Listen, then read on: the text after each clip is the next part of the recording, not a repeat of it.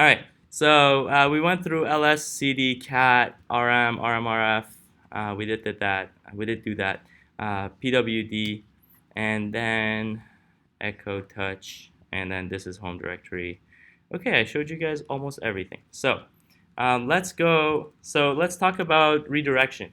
So when you run any command, every command has a standard output and a standard error in Unix.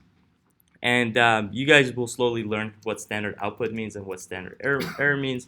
For now, just you can just simply think of it as whenever your program is basically prints out something, if the program execution goes well and the stuff that is printing out is merely for logging reasons, they will come to your screen. And if it has some error, the message with that error also comes to your screen. But realistically, you could split that out and have your standard output go to some file, and then your standard error go to some other file. And you can basically redirect them. You can even like have your standard output go to some port or go to some application. So you don't necessarily have to just like write to a file. You can have like some application that you're basically passing your standard output to. And we're going to do that right now. So one really cool thing that Linux has is that you can basically, I have this one. Let me close this. You can basically redirect the output of this to a file. So for example, I'm doing echo hello. So the output of this command itself, the output of this command itself is hello, right? And then I'm redirecting its output to hello.txt, right? So what happened is that created a file called hello.txt with hello inside of it, right? So I can take a look at it, cat hello.txt. That'll show me what's inside that file. So that's a really cool thing that you can do. Another thing that you can do is filter, and your filtering can pretty much happen using this tool called grep. So I'm going to show you how, for example, filtering works. So if I use L, it's the same as running ls-la. This is just like an alias version on my operating system. So on some of your MacBooks, your laptops, it might not work. But if you do ls-la, it'll show you all the files and a lot more information about them. So their file permissions, the size of the file, I guess. I think that's the size of the file. And then the user that owns them, the group that owns them. I'm going to go over these, what they mean. And it also shows you the dot files. So the dot files are the files that exist, but you by default in your graphical user interface, you don't see them. And that's because they're not really important for the generic user to see. And you can actually change your operating system's stuff to be able to show this, settings to be able to show this dot files. But you don't really need to. I mean, I will explain how the dot files work as well.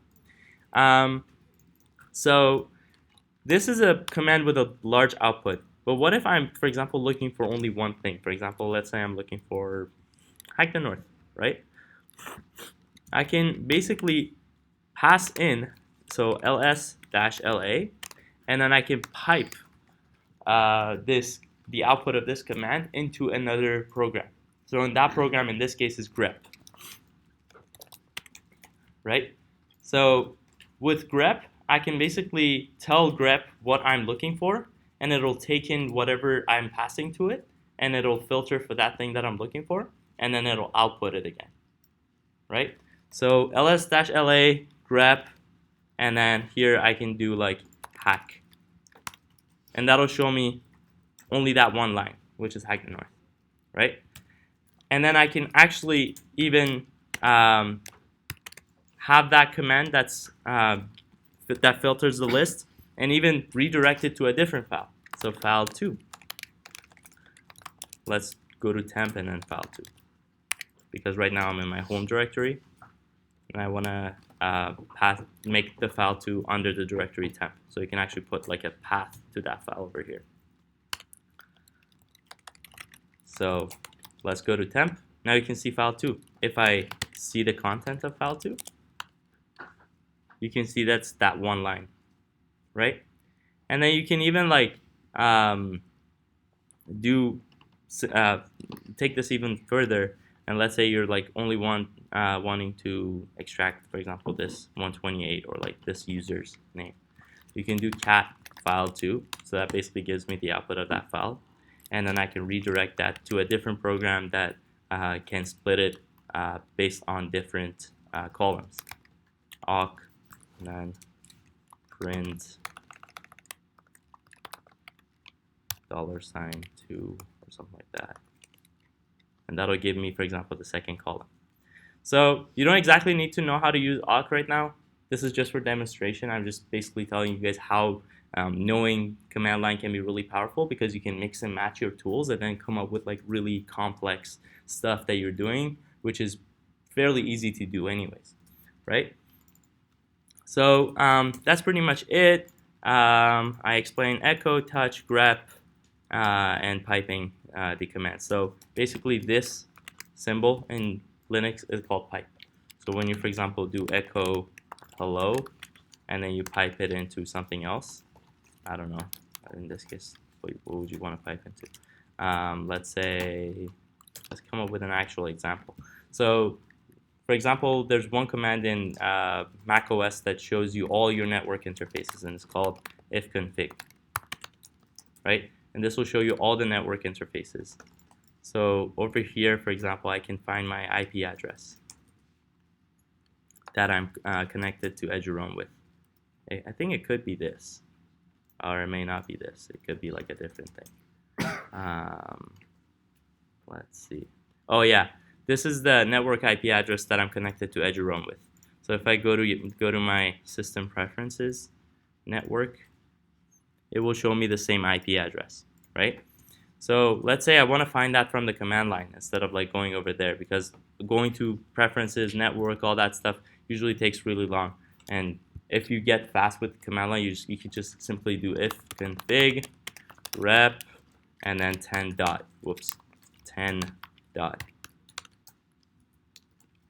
So if you do, so this, you're basically passing a regular expression to grep, and dot is a special command in the regular expressions. But if you do slash, it'll literally take 10 dot and return to you whatever string that has 10 dot in it. So let me actually put this in quotations. So that filters for that one exact line that I'm looking for. So this will give me my IP address, right? So this is all just, don't get confused. It's all just to show you how it can be really powerful to basically navigate around your operating system, run multiple commands, look at your files, open files, and all that kinds of stuff. So concepts. Bash is actually a language. And like any other programming language, it has variables. So I'm going to teach you about the variables. There's another concept that I want to go over, which is like just files in Unix in general. And I'm going to teach you about how to run an executable and the visible commands. So for example, right now when you do ls, this works. It's because it's a visible command. But if you do like some random command that doesn't exist, it says command not found, right? So I will explain how your operating system actually knows where these commands are and like where they are visible. So let's go over those concepts. So variables, you can basically set variables within your bash terminal.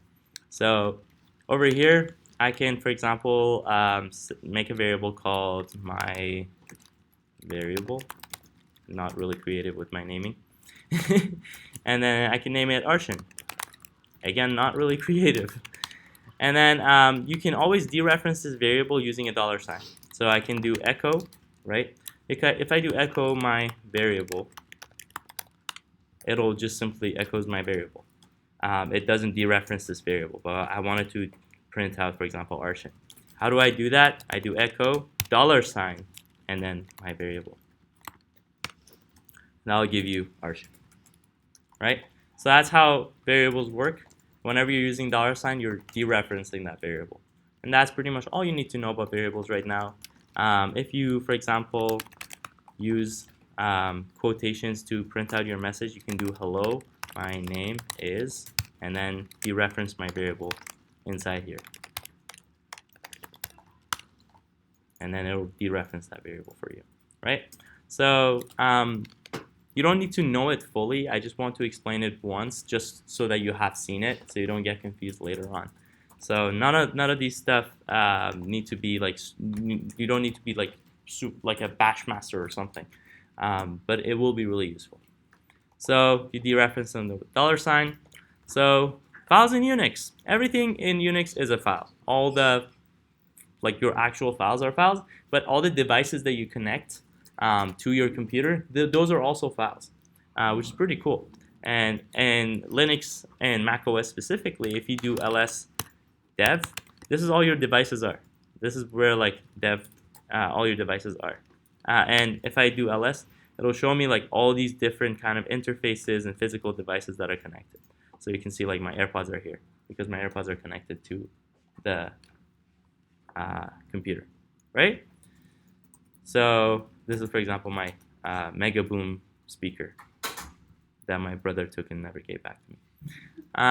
So everything is a file, and then to files you can read from them, you can write to them, and then you can execute them.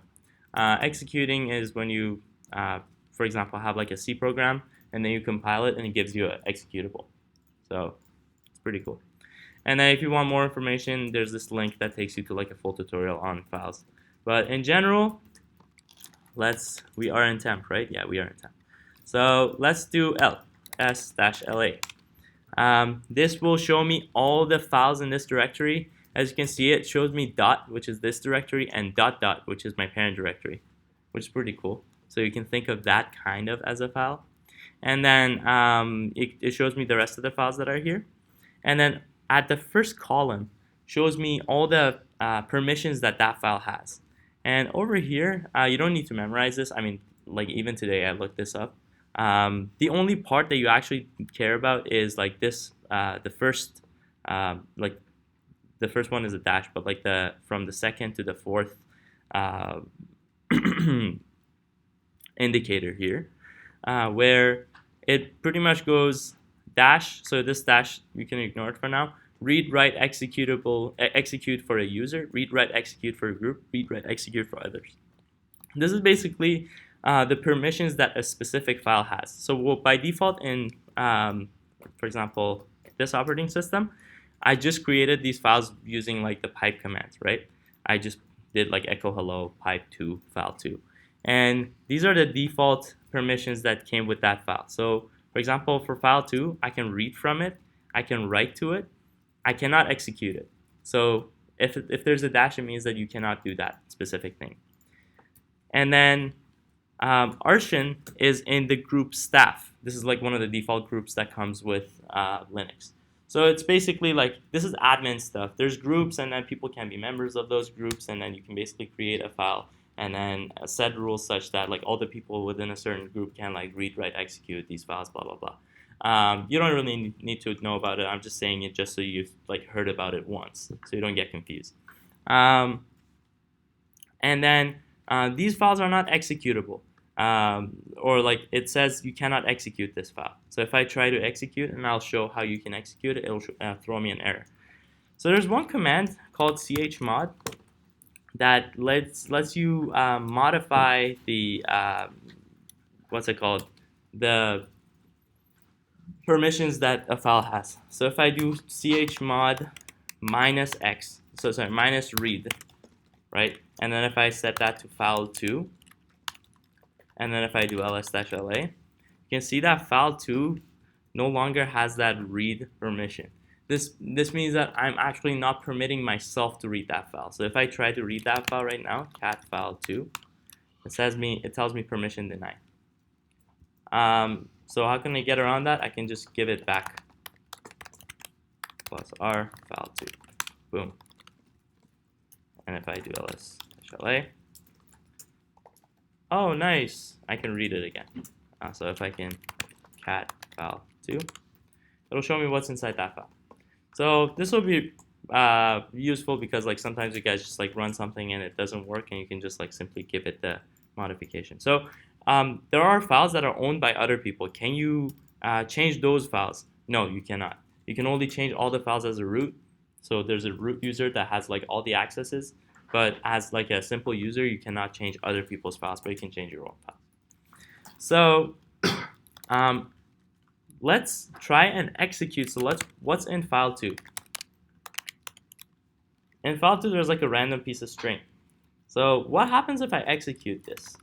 So let's give it execute permissions.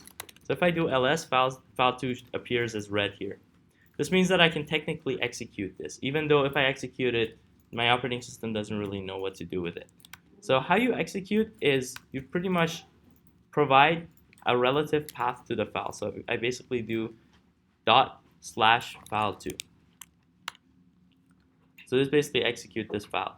But what happens is that it basically just finds the first thing and then tries to execute that command. So if this is the same as running, for example, like copying this whole thing and then pasting it into the command line again.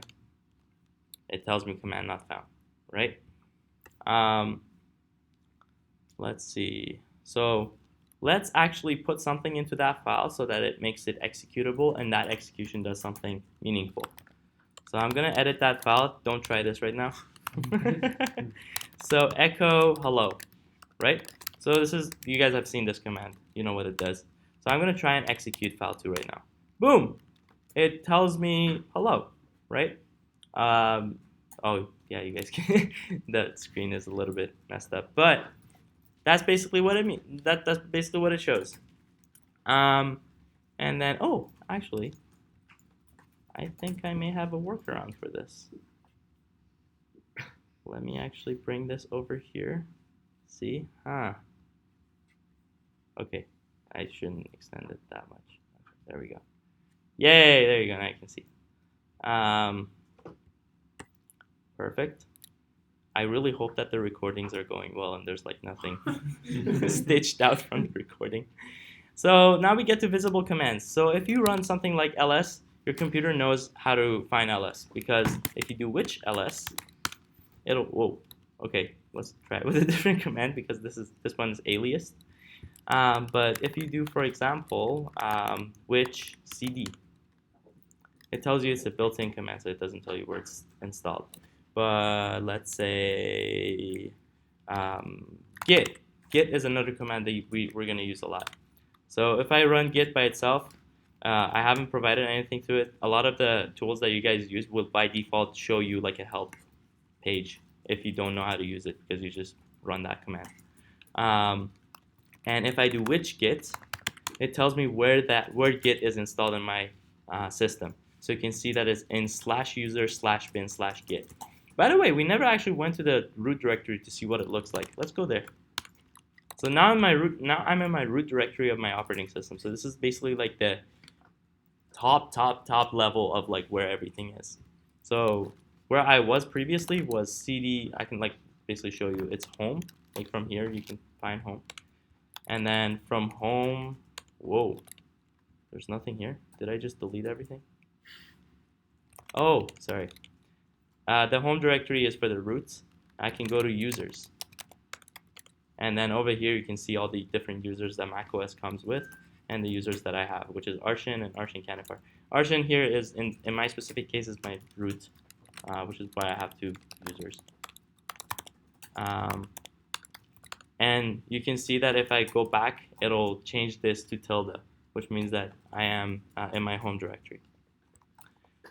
So let's go to, a lot of the built-in commands are actually installed in /usr/bin. So you can see all of these appear as red because they are executable, right? And then you can see where these commands are. For example, like you can use who am I, who is, which, there's like ld, there's vim even because I installed vim here. You can see like a whole bunch. Like I've installed so many commands, but basically, oh, G++, GCC. See, I have like 2 different compilers. But these are all this is kind of like looking at your applications window. So like when you look at here, where it shows all your applications, this is the equivalent of like where your applications are within your system. So that's pretty cool. So now you exactly know where your things usually are. But this is not the only place that you can have all of your executables that your command line finds. You can actually change that information. So there's a special variable in Bash called path. Path, like this, right? All caps. All caps, yeah. So what happens if I try to print this? It'll show me this long piece of string. It looks like it's paths, right? And they are absolute paths. So if a path in Unix starts with slash, that means that that's an absolute path. So it's giving you the path to the file from the top level root directory. So for example, here I can do ls go, because go is a folder within my home directory, right? And that'll tell me, for example, well, what is inside go, right?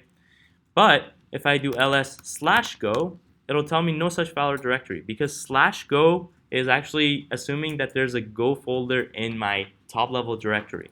So if I wanted to pass in an absolute path to this, I would have to do ls/ what's it called, users /arshin arshin canifar /go, right? This will give me the same thing. So this path in this case is the same as just simply saying go. What's up? Do you have like a setting on where it displays what's available in? So notice it was displaying the folders in each thing as you were typing it.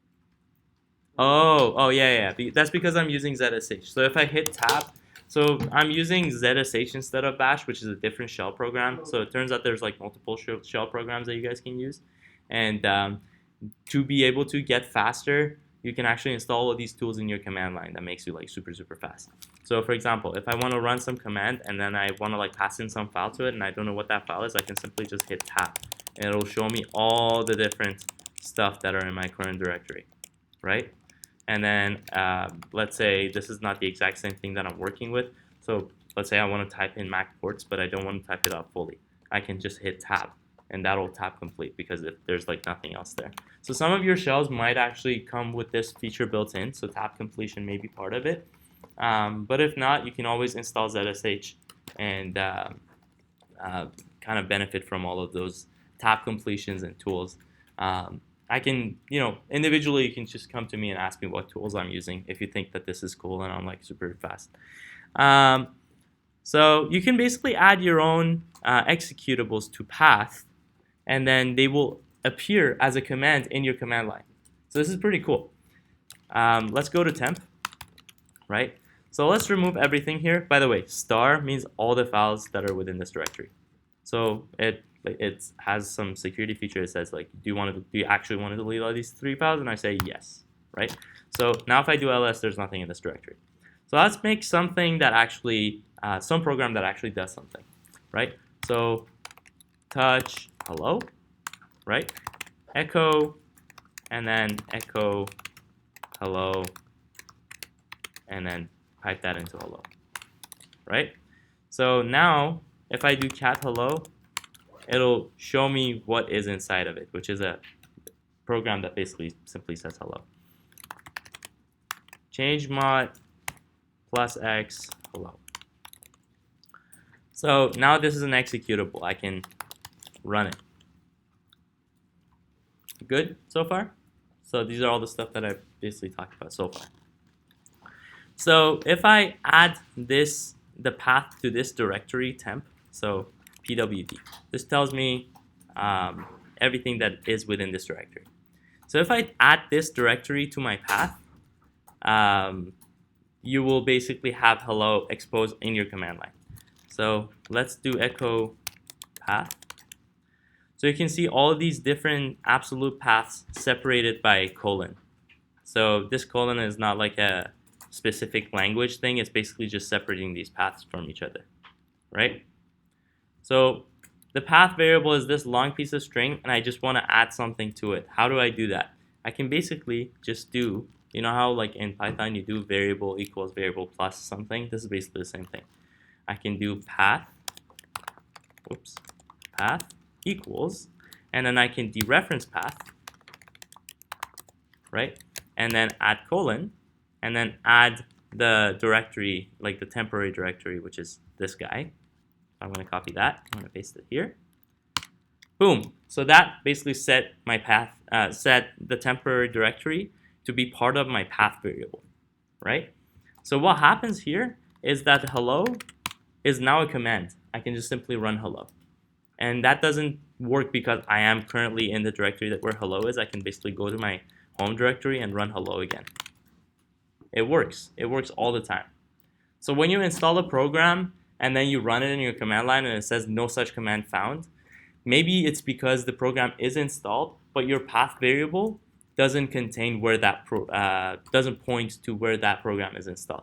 So from now on, whenever you do that, because that's something that constantly happens to me when I like install some tool, and before I actually knew about Linux and like Unix environments and how path works, it was always such a hassle for me to like Google and find exactly what went wrong. And I would just copy paste stuff from Stack Overflow onto my command line and just like fuck up my computer until like something worked, right? But this is basically why I think that knowing about this is powerful. So hopefully you guys will find benefits into it as well. So if you want to get fast, there are these productivity tools that I use. So FZF is fuzzy finder. Like let me show it to you. So for example, I can do let's say I go to firmware, and then I want to find some file within. This is our entire firmware repository. So by default, it has so many files in it. And let's say I just want to find some file, and I just want to look into it in the command line.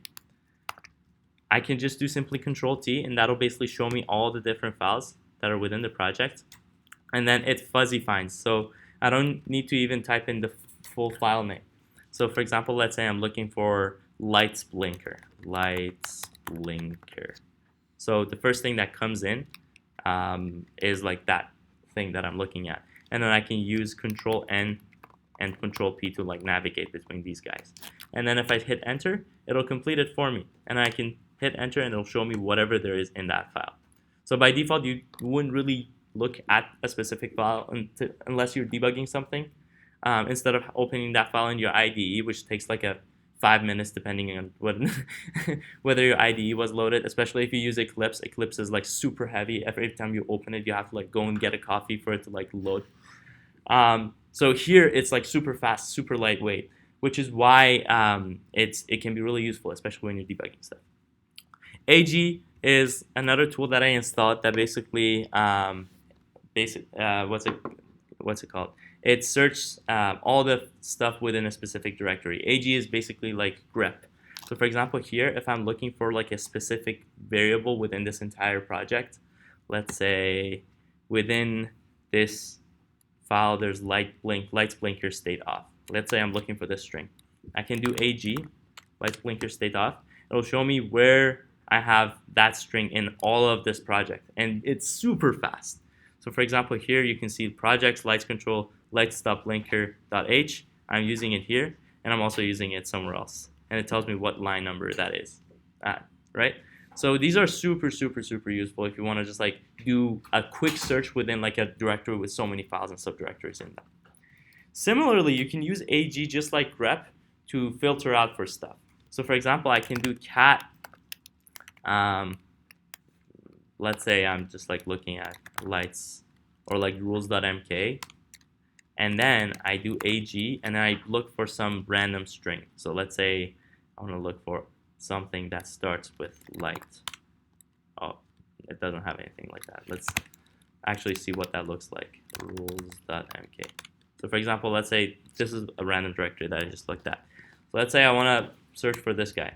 I can do cat rules.mk and then pipe that into AG and then libcore. So it means that for whatever output that this command generates, find libcore within that output, right? Boom, it shows me like where that command is. Can you open that door? Thank you. So AG and ZSH is the shell environment that I'm using right now. And there's a link over here. So I'm going to post this presentation so you guys can go and like install these tools if you think it's cool. And they also have their respective tutorials and stuff. But for bare minimum, you don't really need to have all of them, which is why I just include them. There's more resources. So for example, Bash Academy, I guess it's like a pretty good resource where you can like learn more about the command line and Bash.